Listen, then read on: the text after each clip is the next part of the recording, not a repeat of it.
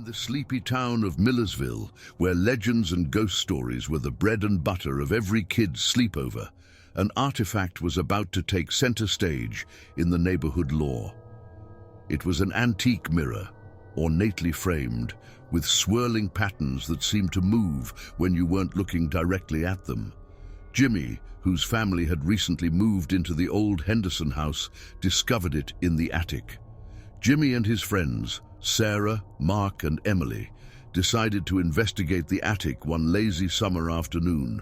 The old wooden steps creaked under their weight as they climbed, flashlights in hand. Cobwebs clung to the ceiling beams, and the air smelled of damp wood and age. Jimmy led the way, the light from his flashlight falling on the mysterious mirror. "Whoa, check this out," he said, brushing away years of dust and grime from the glass. The mirror seemed to shimmer as if welcoming them. They looked at their reflections, entranced by how detailed and vivid they appeared. That's when Sarah noticed something odd. "Guys, is it just me, or do our reflections look weird?" They all stared more intently. Sure enough, their reflections had subtle but unmistakably sinister smiles. They mimicked the group's movements, but in an exaggerated, mocking manner. "Okay, that's freaky," Mark said, taking a step back. His reflection did the same but maintained its creepy grin. "Let's just go back downstairs. This place gives me the creeps," Emily suggested, already halfway to the door. As she turned, her reflection reached out of the glass. A hand materialized, solidifying as it shot forward and grabbed Emily's wrist. With a forceful pull, her reflection yanked her into the mirror. The glass shimmered like water, and Emily was gone. "Emily!" Sarah screamed. The attic seemed to darken, the atmosphere thickening with a malevolent energy. Realizing they were dealing with something far beyond their understanding, they all stepped back. But Mark's reflection reached out, grabbing him just like Emily's had done. Mark tried to resist, his fingers clawing at the wooden floor, but it was too late. Another pull and Mark was absorbed into the mirror. Sarah and Jimmy were left, horrified. Their own reflections grinned back at them malevolently, as if daring them to make a move. "We have to break it," Jimmy said, his voice trembling. "It's the only way." "But what about Emily and Mark? What if breaking the mirror hurts them?" Sarah questioned, tears streaming down her cheeks. "We have no choice," Jimmy insisted. Just as he moved toward an old crate, intending to throw it at the mirror, his reflection lunged forward. Before he could react, it had grabbed him by the shirt and pulled him in. The attic was silent except for Sarah's heavy breathing. Left alone, she considered her options. Her reflection's grin seemed to widen, challenging her. Sarah took a deep breath.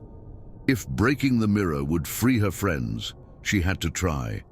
Finding a rusted crowbar in the corner, she gripped it tightly and swung it at the glass. The mirror cracked, and for a moment, the world seemed to stop.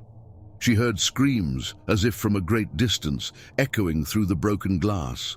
Then, like a released dam, Emily, Mark, and Jimmy were violently expelled from the mirror, tumbling onto the attic floor. The sinister reflections vanished, leaving the mirror empty and forlorn. Sarah dropped the crowbar, rushing to her friends. "Are you guys okay?" They looked at her, their eyes filled with a mixture of relief and an indescribable terror. "We were in another world," Emily stammered, "a world filled with darkness and twisted versions of ourselves." "We have to destroy the mirror," Mark said, "before it traps anyone else." Mustering all their strength, they picked up the heavy mirror and carried it down the stairs. In the backyard, they shattered it into a million pieces, each fragment catching the setting sun in a prism of colors before turning to dust. As the dust settled, the kids felt an overwhelming sense of relief. They hugged, still shaken but glad to be out of the clutches of their eerie, alternate reality. But as they walked back to the house, Jimmy glanced back at the spot where the mirror had been destroyed. He could have sworn he saw something. A glimmer, a shadow, a reflection. It was gone in an instant, but the unsettling feeling remained. That night, as they lay in their beds, each couldn't help but wonder, had they truly escaped, or had something followed them back from the world within the mirror? For every time they looked in a mirror after that day, they couldn't shake off the feeling that something was still grinning back at them just beyond the glass. And so, the legend of the sinister reflections became another eerie tale in the tapestry of Millersville's history. A tale told in hushed voices during sleepovers, a chilling warning to stay away from mirrors when the lights go out.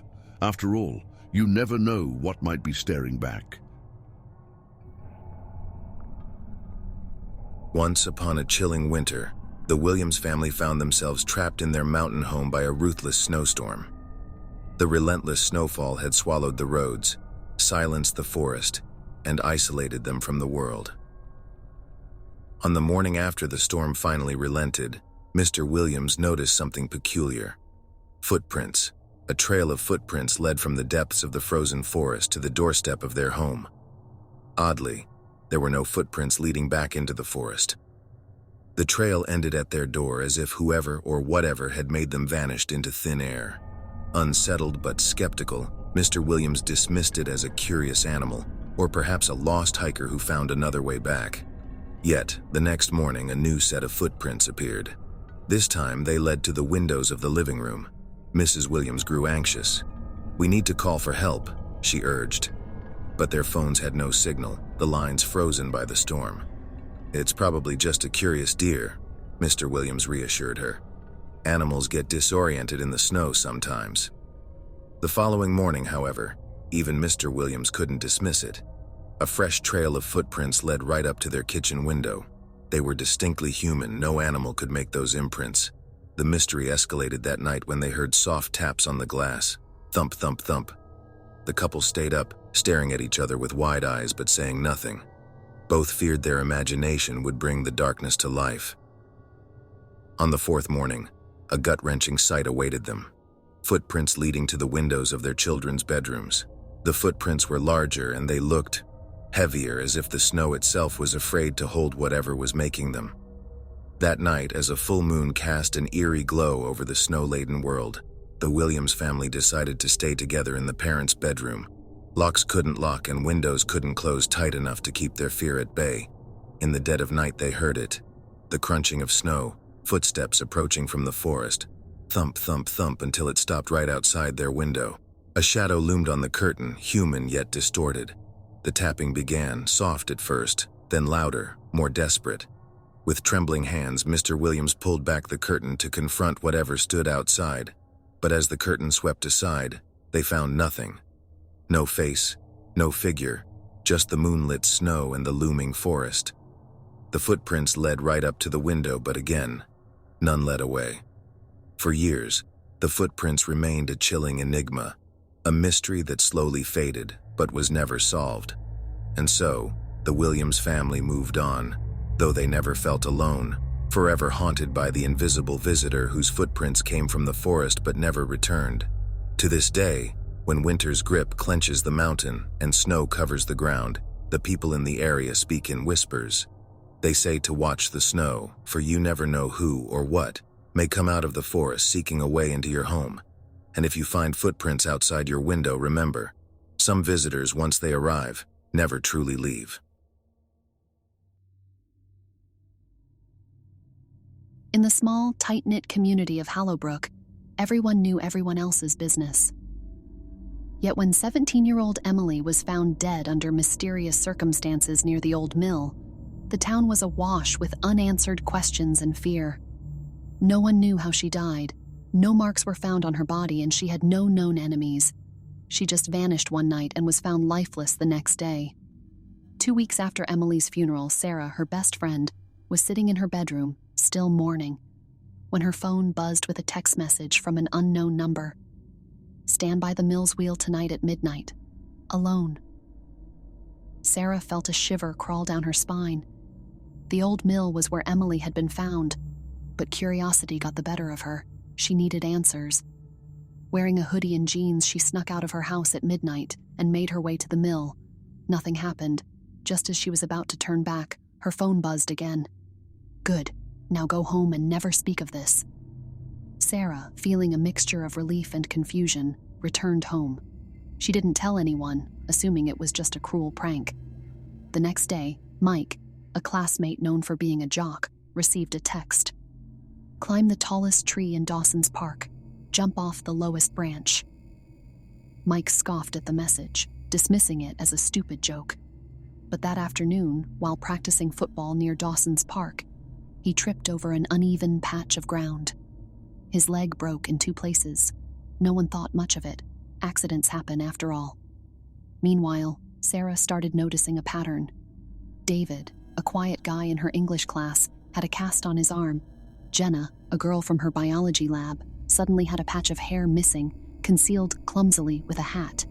They all had received messages, dangerous instructions from the same unknown number. Most shrugged it off.